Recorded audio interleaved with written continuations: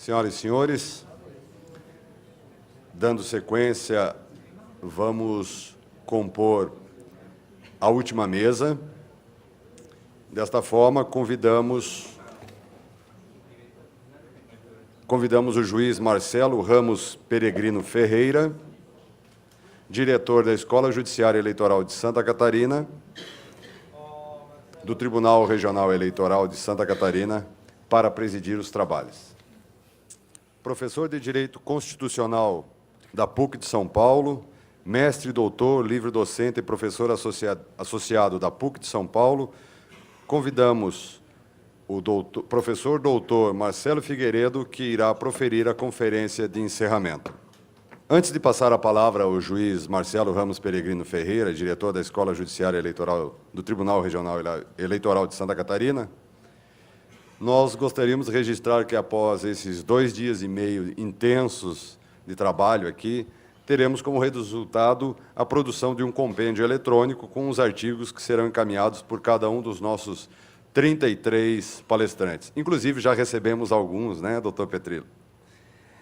Agradecemos também, de antemão, a todos que contribuíram para o sucesso desse projeto, aos servidores envolvidos, aos apoiadores institucionais, e fazemos aqui uma referência específica aos profissionais intérpretes, que muito fizeram para encurtar as barreiras linguísticas, aos profissionais do som, imagem, da água e do cafezinho, aos profissionais também, que aqui não estão sendo citados, mas que a gente tem certeza que estão referenciados, aos nossos convidados, aos presidentes de mesa, espectadores, web espectadores e, principalmente, aos nossos seletos palestrantes, pela brilhante participação e contribuição. A todos, nossa profunda gratidão. Agora, devolvemos a palavra ao presidente da mesa, ao doutor Marcelo Peregrino Ferreira. Obrigado, Gonçalo. Meu bom dia a todos. Eu apenas gostaria de fazer o registro da presença do ilustríssimo senhor diretor-geral do TRE, o doutor Sérgio, que nos deu e possibilitou todas as condições necessárias para a realização deste evento também. E, sem mais delongas, eu passo a palavra ao coordenador técnico deste evento, o professor doutor Marcelo Figueiredo. Muito obrigado, meu querido amigo e colega, doutor Marcelo Peregrino, e quero, uma vez mais, agradecer e cumprimentá-lo por ter apoiado, desde o primeiro momento, esta nossa iniciativa de fazer, aqui em Santa Catarina, em Florianópolis, um encontro ítalo-argentino, brasileiro, latino-americano de direito constitucional, e nós estamos extremamente felizes com a acolhida, com a recepção que todos nós, brasileiros e estrangeiros, tivemos. Eu quero registrar o agradecimento ao Tribunal Regional Eleitoral, à Escola Eleitoral e Escola Judiciária Eleitoral, e a todos aqueles realmente que nos ajudaram nesse projeto. Todos, sem qualquer distinção. Cumprimentar todas as delegações estrangeiras, todos os países, não vou nomear novamente os países que estão aqui, agradecer muito a presença e o apoio de Vossa Excelência. Sem o apoio, seria impossível esse projeto. Pois bem, cabe-me fazer um tipo de encerramento, ou, enfim, uma palavra de encerramento neste seminário, que tratou de temas dos mais importantes relativamente à Constituição e os direitos políticos. Tratamos aqui da relação da política com o direito, do financiamento das campanhas políticas, dos sistemas eleitorais, da judicialização da democracia, da justiça eleitoral, da governabilidade, do lobby, dos grupos de pressão. Eu não vou, evidentemente, repetir aqui todos os argumentos que foram lançados muito bem durante estes 3 dias. Eu vou apenas escolher falar um pouco sobre a o tema da corrupção nos sistemas eleitorais ou na vida pública em geral, abordando ou levantando alguns aspectos ou retomando alguns dos temas que aqui foram tratados, e muito bem tratados. Somente alguns cortes importantes. Eu não sei, já temos talvez aí, daqui a pouco vamos ter a projeção do quadro, do que eu pretendo falar. Pretendo ser breve também, dentro do possível, na medida em que estamos todos cansados também por esses intensos trabalhos que tivemos esses dias. O título da minha intervenção é O Fenômeno da Corrupção e a Realidade Brasileira, Avanços e Retrocessos. Inicialmente, quero dizer o que entendo por corrupção. Sabemos que a corrupção tem um significado técnico-jurídico específico previsto no Código Penal brasileiro. E não vou me ater à análise do tipo penal da corrupção. Não é esse o significado de corrupção. Quando eu falo em corrupção, eu estou preocupado com a noção corrente de corrupção. Ou seja, a corrupção é o maltrato da coisa pública, é o abuso da coisa pública, no sentido do latim corruzione, que significa desmoralização, decomposição, podridão, suborno, etc. Este é o sentido que eu pretendo utilizar quando falo de corrupção. Pois bem, nesta linha, nós podemos dizer que a corrupção é um fenômeno multifatorial, que atinge tanto o setor público quanto o setor privado. A corrupção não é privilégio de nenhum segmento político e também atinge a política. Ocorre que a corrupção na política afeta a democracia. E por isso é que nós temos que nos preocupar com o fenômeno da corrupção, na medida em que ela afeta o bom desenvolvimento da democracia e, em última análise, afeta os direitos fundamentais da pessoa humana, os direitos humanos. Recordo que no Brasil, como em todo o mundo, mas estamos mais preocupados com o Brasil, nós temos dois fenômenos, digamos, emblemáticos de corrupção, que não são mais ou menos importantes que qualquer outro fenômeno de corrupção, mas que são sempre lembrados, como foi o caso do impeachment do presidente Fernando Collor de Mello, em 1990, na década de 90, e, mais recentemente, o também chamado mensalão, ou ação penal 470, que traduziu um esquema de obtenção e uso de recursos públicos e privados executado de fora para dentro do Estado por meio de empréstimos bancários para financiar atividades partidárias e, por isso mesmo, supostamente, financiar o pagamento de uma mensalidade. Por isso a palavra mensalão. Seria como um salário, um soldo, pago por compra e venda de votos, ou seja, de esta intermediação de recursos privados para atividades públicas. Isto é apenas um exemplo. O que eu quero remarcar é que sempre a corrupção está ligada ao abuso, no caso público, da função pública em benefício privado, né?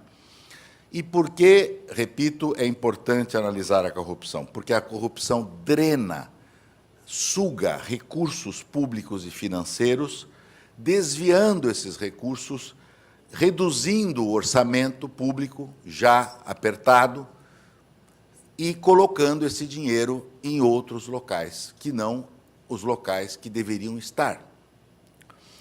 O Brasil, segundo pesquisas, ocupa no mundo, na América Latina, um número 62, de 1 a 100, ele está pior que o Chile, o Uruguai e a Colômbia. ou seja, ele está na posição 62, no número de 1 a 100. E, analisado 200 países, por exemplo, nós ocupamos a posição 99, ou seja, nós estamos a meio caminho, na metade, nesse aspecto de índices de corrupção. É certo que essas estatísticas sempre dão um retrato da realidade, não podem ser vistas de uma forma absoluta, mas, de qualquer maneira, mostram que nós temos muito a caminhar.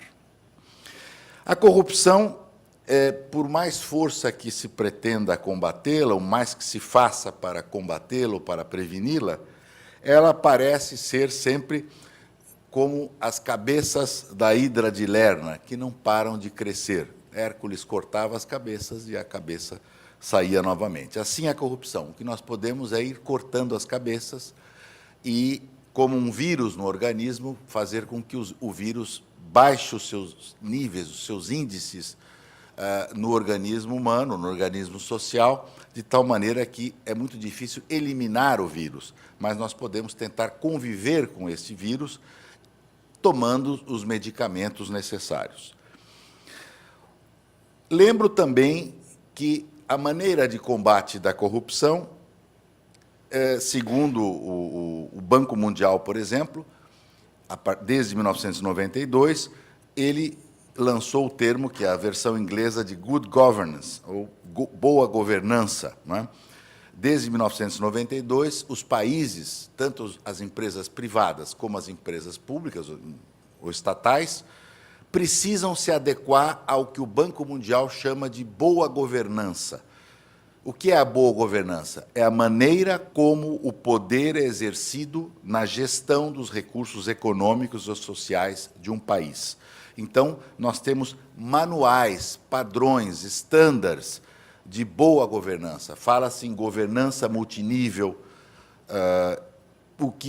como se entrecruzam o sistema judicial, político, econômico, para uma boa governança, ou seja, como os recursos públicos são geridos, são aplicados, são eficazmente ou não gerenciados, se há ou não corrupção nesta gestão.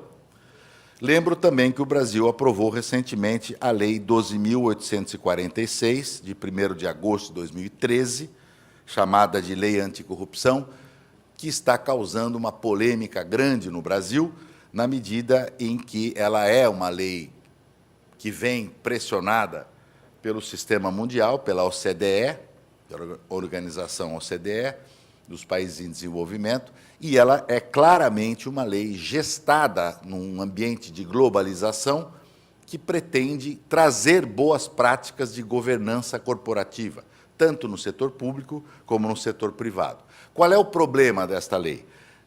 Os juristas já estão dizendo que a lei é uma lei extremamente complexa, com tipos abertos demais, como sempre ocorre nesses casos, e que ela desconsidera o grau de culpabilidade das pessoas, tanto físicas quanto jurídicas, o que traz uma insegurança jurídica muito grande. Eu creio que, de fato, esta lei tem problemas, e isso não vamos tratar disso hoje, mas é um instrumento de combate à corrupção, mas já vem com problemas jurídicos. A comunidade jurídica já diz, esta é uma lei que vai nos causar judicialização da corrupção, porque as pessoas, ela tenta responsabilizar todos e corre o risco de não conseguir responsabilizar ninguém. Nós sabemos que a pena não pode atingir terceiros, além do autor do ilícito. Muito bem, visto isso, eu pulo para a questão do sistema político e corrupção. Primeiro problema que todos conhecemos, fidelidade partidária. Não obstante alguns avanços no Brasil, a fidelidade partidária não está plenamente consolidada no país, o que prejudica o fortalecimento partidário. Nós sabemos, e aqui já se disse nesse seminário, nós temos no Brasil 33, 34, 35 partidos políticos em funcionamento. Para muitos, ou eu diria a maioria dos politólogos e constitucionalistas, este é um número excessivo. não é um multipartidarismo que o professor Grimaldo acaba de referir, mas é um multipartidarismo exagerado e sem razão de ser, porque não há mais do que 3, 4, 5, 6 partidos ideologicamente definidos. Ou seja, a maioria desses 34 partidos não tem representatividade nacional, regional, e servem apenas como legendas de aluguel para negociatas partidárias. De modo que, infelizmente, eu diria, o Supremo Tribunal Federal, no passado, não aprovou a cláusula de barreira, que, a meu juízo, seria positivo para o Brasil. O Brasil, o Supremo analisou de uma forma muito simplista a matéria, dizendo que qualquer cláusula que restrinja a pluralidade partidária é inconstitucional, porque vai contra o princípio da pluralidade. Entretanto, não é assim. Quer dizer, a democracia não é feita de fraudes. Não é? Então, se fosse assim, bastaria eu ter, num país sem partidos, eu tenho democracia. Sabemos que isto não é assim. Pois bem, falta-nos uma reforma política, e, quando eu digo isto, há sempre o risco de saber o que é esta reforma política. A reforma política no Brasil é como um conto de fadas. Sempre se fala nisto e nunca acontece. Reforma política... Que reforma política? Não? São coisas... Alguns dizem nunca ocorrerá uma reforma política realmente importante, eficaz, que traga o representante para junto do representado, porque não há interesse da classe política em fazer esta reforma. A classe política não quer cortar na sua própria carne e não quer avançar em termos democráticos. Eu não sou tão radical assim, eu espero acreditar que nós possamos, aos poucos, fazer pequenas reformas que melhorem a representatividade política no Brasil. É verdade, e aqui já foi tratado na outra mesa, que a taxa de aprovação das propostas no Legislativo que vêm do Executivo são altas. Nos governos, por exemplo, Fernando Henrique Cardoso e Lula, a taxa de aprovação dos projetos vindos do Executivo é de ordem de 70% a 80%, o que é uma taxa alta em termos de governabilidade. Entretanto, também os cientistas políticos dizem que o Executivo brasileiro paga um preço muito caro para esta capacidade de governar, comprometendo a sua capacidade administrativa e a sua reputação, sobretudo do Congresso, ou seja, o Congresso Nacional, a Câmara de Deputados e o Senado Federal negociam o que se convencionou chamar de governo de coalizão. Governo de coalizão é um nome muito bonito, em que os cientistas políticos escrevem vários tratados, derramam tinta sobre esse assunto. Entretanto, precisamos ver o que é esse governo de coalizão. No meu modo de entender, muitas vezes o que se chama de presidencialismo de coalizão é um regime de cooptação amoral que neutraliza ou, de algum modo, afeta o desenvolvimento de uma verdadeira oposição política. E os senhores sabem que país que não tem oposição ou que a oposição é fraca, é um país que a democracia não está plenamente consolidada ou que sofre com problemas. Eu repito isto. Eu acho que, e não falo apenas do Brasil, mas isto é eu acho que uma lição elementar, que sem oposição efetiva não há fiscalização responsável, não há debate sério e profundo, não há insurgência, não há indignação, não há questionamento. A democracia não avança sem uma oposição firme, isto em qualquer país. Pois bem, passo imediatamente à questão dos financiamentos das campanhas políticas. Vivemos hoje no momento, uma discussão no Supremo Tribunal Federal, a nossa mais alta Corte de Justiça. Praticamente a matéria está decidida. O Supremo acatou uma ação da Ordem dos Advogados do Brasil, a DIN 4650, do Conselho Federal da Ordem, para julgar inconstitucional a possibilidade das empresas participarem e doarem recursos financeiros a políticos e a partidos financiando campanhas eleitorais. Segundo a visão da Ordem dos Advogados, o atual sistema exacerba as desigualdades sociais ao permitir que aqueles que detêm mais recursos financeiros tenham possibilidade maior de influir nos resultados das eleições.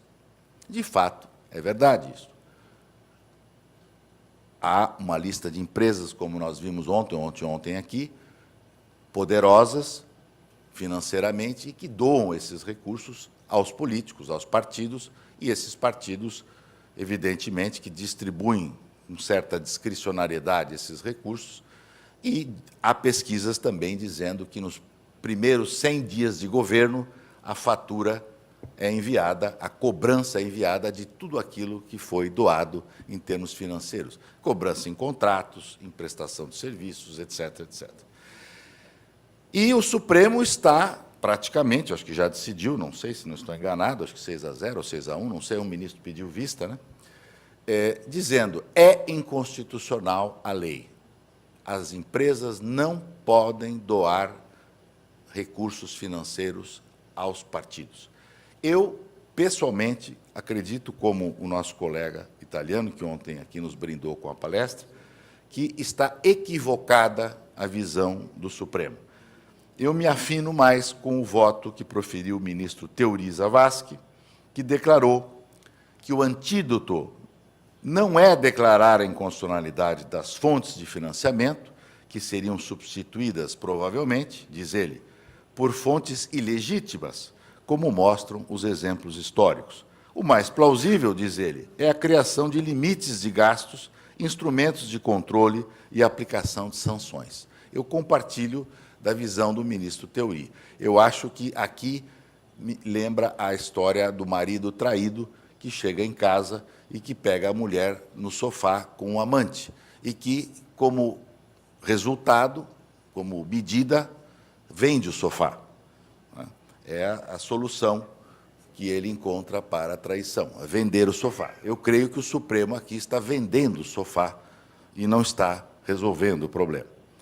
Mas, enfim, isso é o que fez o Supremo Tribunal Federal. Então, eu prefiro aqui acreditar que há necessidade de aprimorar a transferência das doações, identificar melhor os doadores, de tal maneira que ninguém tenha vergonha de participar do processo político. Eu acredito que todas as pessoas, sejam físicas ou jurídicas, devem e têm o direito de participar da vida pública do seu país. Esse argumento de que as empresas não podem participar porque elas têm poder econômico, no meu modo de ver, é um argumento muito raso, muito linear, muito dicotômico, que não responde à realidade. Vejam, senhores, os Estados Unidos, para muitas coisas, merece a nossa atenção. E uma delas é essa.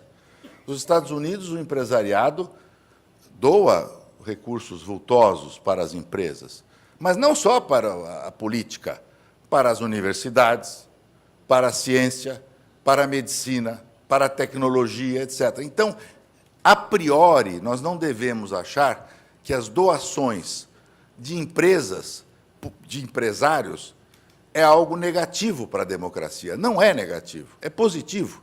A Constituição não diz que o poder econômico é um mal em si.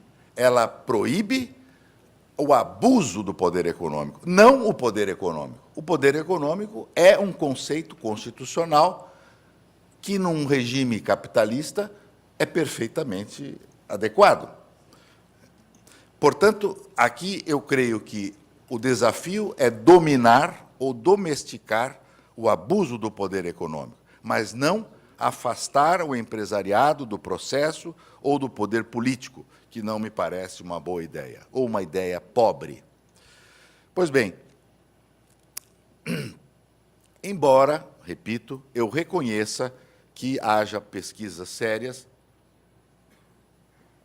que demonstram que as empresas cobram resultados. Mas vejam, isso é um pouco a história do lobby que ontem foi dito aqui. Ele existe, ele é legítimo, a questão é domesticar o lobby, como é domesticar, ou, por assim dizer, regular o processo de uma maneira mais adequada.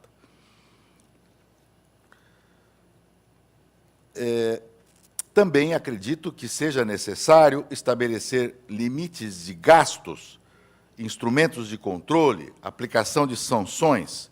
E é curioso notar que, no momento em que o Supremo, até uma coincidência histórica, que o nosso Supremo Tribunal Federal julgava inconstitucional, por uma casualidade do destino interessante, a Suprema Corte norte-americana, por 5 votos a 1, decidiu exatamente o contrário.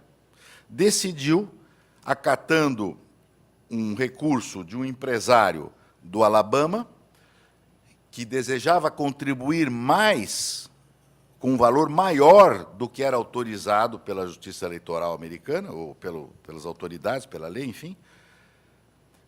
Os magistrados consideraram que a primeira emenda à Constituição americana protege o direito de cada indivíduo a, abro aspas, comprometer-se na política, fecho aspas. Ou seja, é um direito das pessoas querer participar da política, do processo político, querer doar, e ter o direito de doar, segundo a visão norte-americana. Não vou aqui discutir, é outra cultura, mas, de qualquer maneira, é interessante o contraponto da nossa visão latino-americana.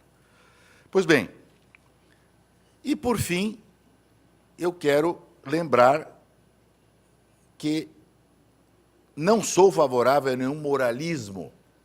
Se falou aqui muito nesse seminário em moralismos, em judicialismo exacerbado, etc.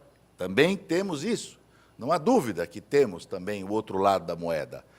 Nós temos, muitas vezes, como reação ao que o professor Amaya acaba de explicar, o poder político e o poder judicial se tensionando por características do modelo latino-americano, com presidencialismo exacerbado, poder político forte, etc., é natural que haja esta constante tensão entre os dois poderes, por assim dizer, o poder político e o poder judicial, simplificando.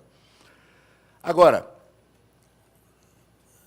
também nós precisamos fazer a meia-culpa e verificar que a corrupção não é privilégio do poder político. A corrupção está em todos os segmentos sociais. E corrupção, eu não preciso entender apenas como um roubo, um furto, um suborno, uma propina, como diz, mas há várias maneiras de se corromper uma pessoa ou um grupo de pessoas, etc.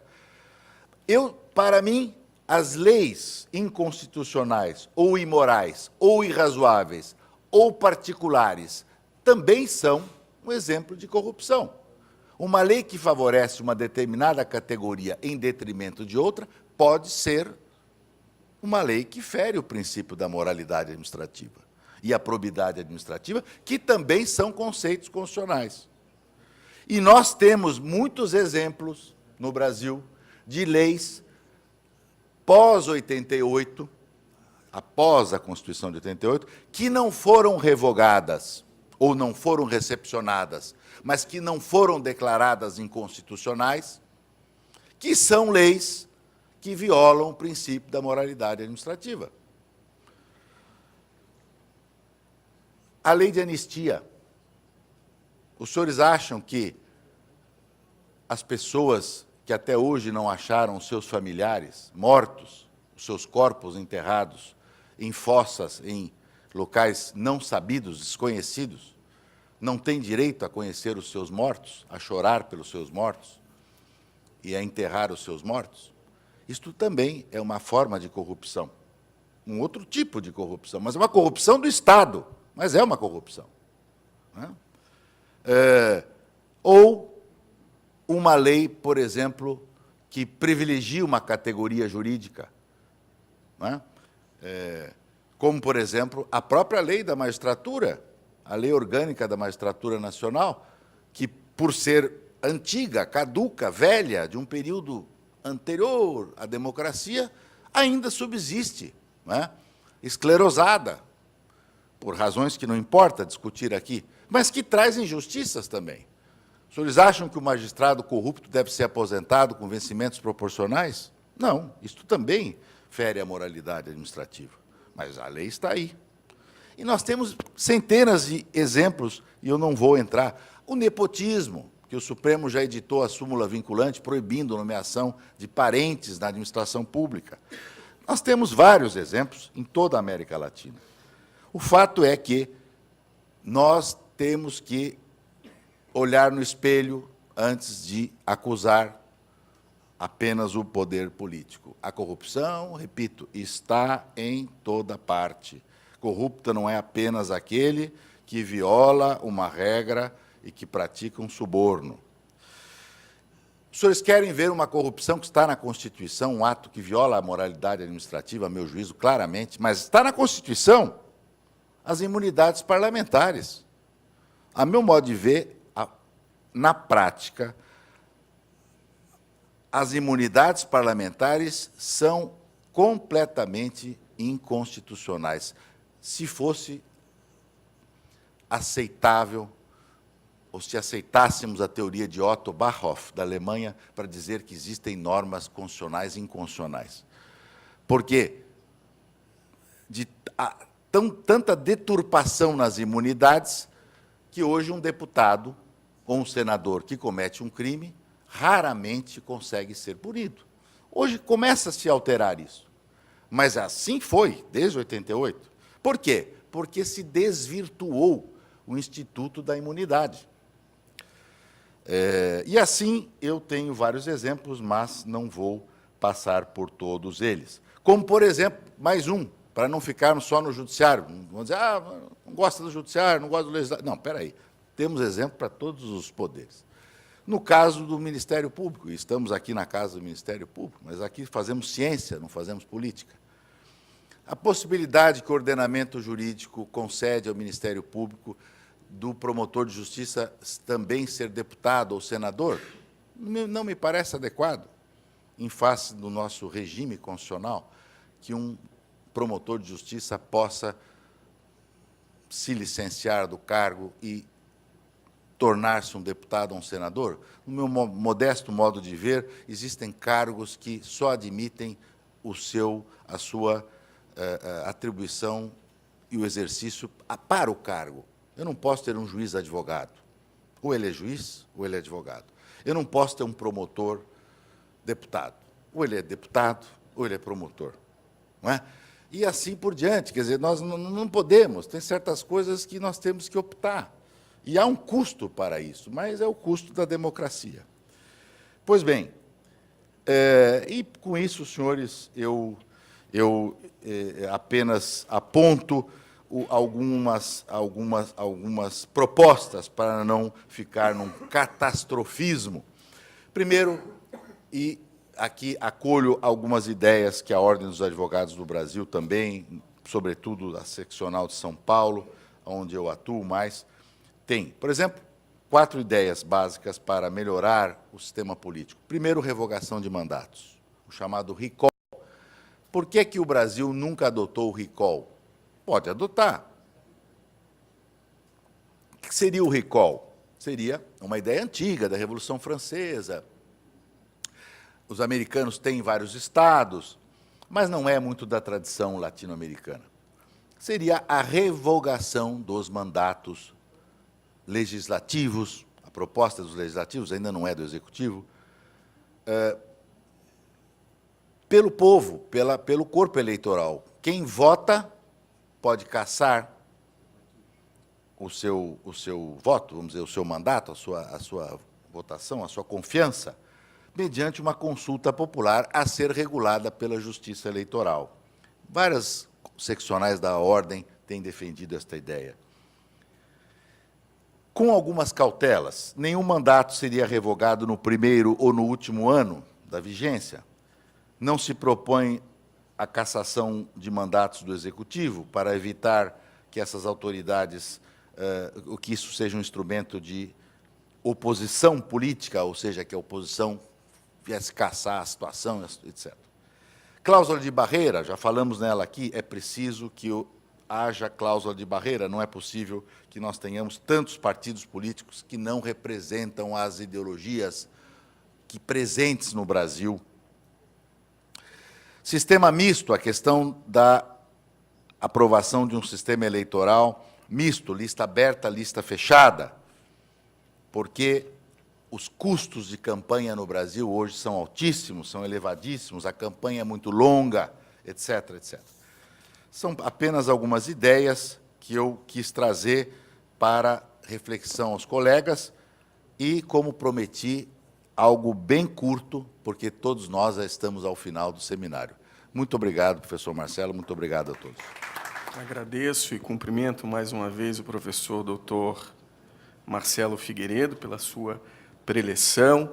Em nome da Escola Judiciária Juiz Irineu João da Silva, eu gostaria de agradecer a todos, mas, em especial, um outro coordenador aqui científico deste evento, o professor doutor Roberto Dias, e também ao doutor Cláudio Regis Figueiredo, da Escola Superior da Magistratura do Estado de Santa Catarina, a quem eu ouvidei na abertura e que faço justiça nesse momento, e cujo esforço, atenção e carinho dedicados a este evento permitiu que ele se realizasse.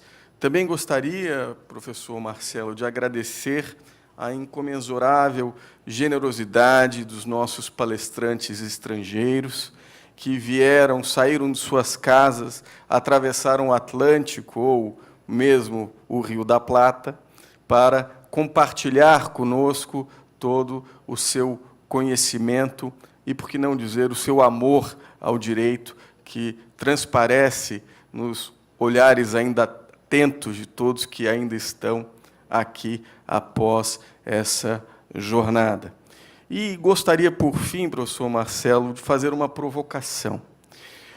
Parece-me que nós podemos concluir e dizer que o fio condutor de todas as manifestações muito qualificadas dos doutores que aqui fizeram suas performances acadêmicas, por assim dizer, reafirmam a importância de um olhar do direito eleitoral constitucionalizado.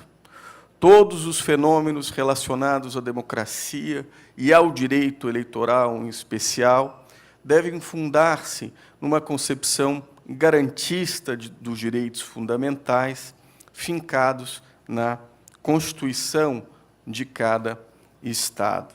E aqui eu faço uma provocação que surge da reflexão ocasionada pela oitiva das palestras. Quem sabe, no nosso próximo encontro, professor Luca, nós possamos tratar não mais um olhar constitucionalizado sobre esses direitos políticos fundamentais, mas também um olhar fundado nos tratados internacionais de direitos humanos e na relação que há entre o direito comunitário e o Estado nacional, e que acho que a Europa tem muito a ensinar, porque lá o direito comunitário está muito mais adiantado do que nós, ainda que os marcos normativos internacionais sejam um pouco diferentes, e lá se tenha a margem de apreciação, e aqui na América Latina, e especialmente a contribuição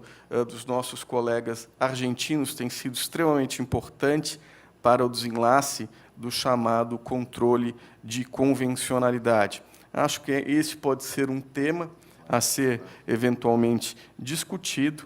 E eu, por fim, mais uma vez agradecendo a todos aqueles que fizeram este evento possível, meus sinceros agradecimentos e sejam bem-vindos para um novo evento que já estão devidamente convidados a se realizar aqui na Ilha de Santa Catarina. Muito obrigado a todos.